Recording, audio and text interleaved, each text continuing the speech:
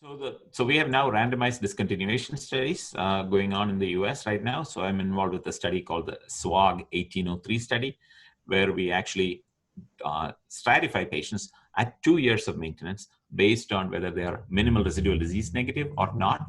And then we use that. If you're minimal residual disease negative, you stop maintenance in a randomized fashion. Half the people stop, half the people continue.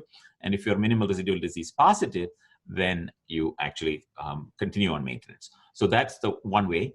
And in this study, we don't have MRD at 3 years. We do have MRD at baseline and immediately after transplant and at 1 year, etc. But we don't have it at the time that they were coming off of study. But that will be an interesting analysis that we have. This was a sub-study that went along with the study, and that analysis will also be published later. So that'll also throw us some light. The big question is 60% who stopped len maintenance were still progression-free at 6 years. Are those people the people who were MRD negative? That's a key question.